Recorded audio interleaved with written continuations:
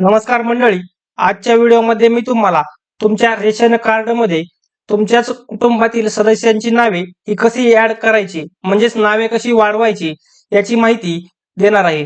त्याचसोबत ही नावे वाढवताना नेमकी तुम्हाला प्रोसेस काय करायची आहे आणि तुम्ही घर बसल्या ही प्रोसेस कशी करू शकता याची सविस्तर माहिती या व्हिडिओमध्ये देणार आहे.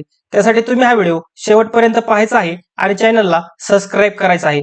चला तर मग बघूयात की ही नावे तुम्हाला कशी वाढवायची आहेत. तर बघा, तुम्ही घर बसल्या कोणत्याही त्रासाशिवाय कुटुंबातील नवीन सदस्यांचे नाव हे रेशन कार्ड मध्ये जोडू शकता. ही ऑनलाईन प्रक्रिया कशी आहे आणि यासाठी कोणती कागदपत्रे लागतात याची सविस्तर माहिती आपण बघणार आहोत. तर बघा, आवश्यक कागदपत्रे तुम्हाला हे नाव वाढवण्यासाठी लहान मुलांचे नाव जोडायचे असेल, तुमचं जे लहान मुले आहेत या लहान मुलांची जर नावे जोडायची असेल तर त्यासाठी कागदपत्रे काय आहेत बघा. कुटुंबाच्या मुख्य प्रमुखाचे मूळ रेशन कार्ड, म्हणजे जे तुमचा कुटुंब प्रमुख आहे त्या कुटुंब प्रमुखाचे जे मूळ रेशन कार्ड आहे ते रेशन कार्ड लागणार आहे. त्याचसोबत मुलाचे जन्म प्रमाणपत्र, त्यानंतर मुलाचं आधार कार्ड, त्यानंतर पालकांचे आधार कार्ड, एवढे डॉक्युमेंट तुमच्या मुलांचं नाव हे रेशनला लावण्यासाठी लागणार आहे. त्यानंतर बघा, लग्नानंतर पत्नीचे किंवा सुनेचे नाव तुम्हाला जर जोडायचं असेल तर हे डॉक्युमेंट लागतील बघा. पतीचे मूळ रेशन कार्ड, त्यानंतर पत्नीचे आधार कार्ड, त्यानंतर विवाह नोंदणी म्हणजे तुमचं मॅरेज सर्टिफिकेट यासाठी लागणार आहे. त्यानंतर पत्नीच्या माहेरच्या रेशन कार्ड मधून नाव कमी केल्याचा दाखला. बघा, हा सर्वात महत्वाचं डॉक्युमेंट जे आहे, तुमचं जे पत्नीचं जे अगोदरचं रेशन कार्ड आहे माहेरचं, त्या माहेरच्या रेशन कार्ड मधून तुम्हाला ते नाव कमी करायचं आहे आणि नाव कमी करून त्या रेशन कार्डची झेरॉक्स तुम्हाला यासाठी लागणार आहे. तर अगोदर तुम्हाला हे नाव कमी करायचं आहे आणि त्यानंतरच तुम्हाला तुमच्या पतीच्या रेशन मध्ये तुमचं नाव हे ऍड करता येणार आहे.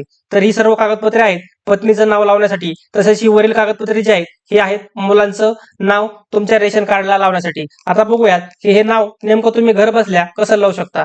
तर बघा, ऑनलाईन नाव नोंदणीची स्टेप बाय स्टेप प्रोसेस काय आहे. तुम्हाला अगोदर पोर्टलला भेट द्यायची आहे.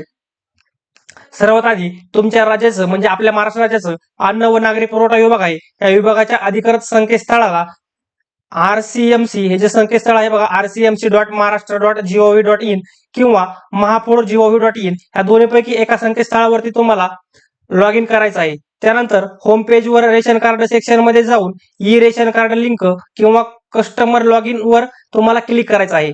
तुमच्याकडे आयडी नसेल तर मोबाईल नंबर आणि आधार कार्डचा वापर करून नवीन रजिस्ट्रेशन हे तुम्हाला करायचं आहे. बघा, तुमच्याकडे जर अगोदर आयडी नसेल, तुमचं रेशन कार्डाचं तुमच्याकडे आयडी नसेल तर तुमचा जो मोबाईल नंबर आहे किंवा तुमचा आधार कार्ड क्रमांक आहे हा तुम्हाला तिथे टाकून तुम्हाला एक ओटीपी येईल, तो ओटीपी तिथे टाकून तुमचं नवीन रजिस्ट्रेशन हे करायचं आहे आणि त्यानंतर तुम्हाला नवीन लॉग इन आयडी हा दिला जाईल. त्यानंतर सेवा निवडायची आहे. पुढे बघा, त्यानंतर तुम्हाला सेवा निवडायची आहे. लॉग इन झाल्यानंतर डॅशबोर्डवरील विविध पर्यायांपैकी ऍड न्यू मेंबर या लिंकवरती तुम्हाला क्लिक करायचं आहे. बघा, जसं तुम्ही लॉग इन कराल, लॉग इन केल्याच्या नंतर तुमच्या समोर एक डॅशबोर्ड येईल. त्या डॅशबोर्डवरती तुम्हाला ऍड न्यू मेंबर या पर्यायावरती या लिंकवरती तुम्हाला क्लिक करायचं आहे. त्यानंतर स्क्रीनवर एक नवीन अर्ज उघडेल. यामध्ये ज्या नवीन सदस्याचे नाव जोडायचे आहे त्याचे नाव इंग्रजी आणि मराठी दोन्ही भाषेमध्ये तुम्हाला नाव टाकायचं आहे. त्यानंतर जन्मतारीख, त्यानंतर लिंग आणि कुटुंबाच्या प्रमुखाशी म्हणजेच रेशन कार्ड धारक जो आहे, मुख्य रेशन कार्ड धारक जो आहे त्याच्याशी त्याचं नातं हे काय आहे ते तुम्हाला अचूक भरायचं आहे. त्यानंतर कागदपत्र अपलोड करायचे आहेत. माहिती भरून झाली त्याला सदस्यांचे ओळखपत्र म्हणजेच आधार कार्ड किंवा जन्म दाखला हा जोडायचा आहे. विचारलेली सर्व कागदपत्रे स्पष्ट कॉलम मध्ये किंवा पीडीएफ मध्ये अपलोड करायचे आहेत. मी तुम्हाला आता सांगितलं की मुलाचं नाव तुम्हाला जर जॉईन करायचं असेल, मुलाचं नाव जर रेशनला लावायचं असेल तर कुठले कागदपत्र लागतील, त्याचसोबत तुमच्या पत्नीचं किंवा सुनेचं नाव जर तुम्हाला रेशन कार्डला लावायचं असेल त्यासाठी कुठली कागदपत्रे लागतील हे तुम्हाला मी याच्या अगोदर सांगितलेलंच आहे.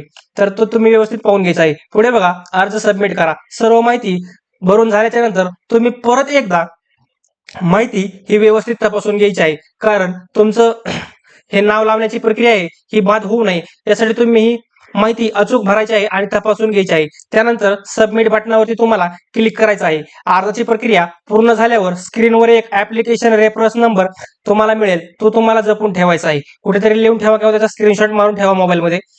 अशा प्रकारे ही जी प्रक्रिया आहे ही तुम्हाला पूर्ण करायची आहे आणि याच्या 10 ते 15 दिवसामध्ये आपल्या या पोर्टल कडून तुम्हाला हे व्हेरीफाय झाल्याचा मेसेज येईल किंवा अनव्हेरीफायचा मेसेज येईल. तर हा मेसेज आल्याच्या नंतर तुम्ही तुमचं जे रेशन कार्ड आहे ते दुरुस्त रेशन कार्ड म्हणजेच तुमच्या मुलाचं किंवा तुमच्या पत्नीचं किंवा तुमच्या सुनेचं नाव ऍड होऊन तुम्हाला ऑनलाईन पोर्टलवर सुद्धा मिळेल आणि तुम्हाला ऑफलाईन सुद्धा हे रेशन कार्ड घेता येईल. अशा प्रकारे बांधवांनो, मी तुम्हाला या रेशन कार्ड मध्ये नाव कसं जोडायचं याबाबतची सविस्तर माहिती या व्हिडिओमध्ये दिली आहे. व्हिडिओ आवडला असेल तर व्हिडिओला लाईक करा आणि अशाच नवनवीन योजनांच्या माहितीसाठी आताच आपल्या चॅनलला सबस्क्राईब करा. धन्यवाद.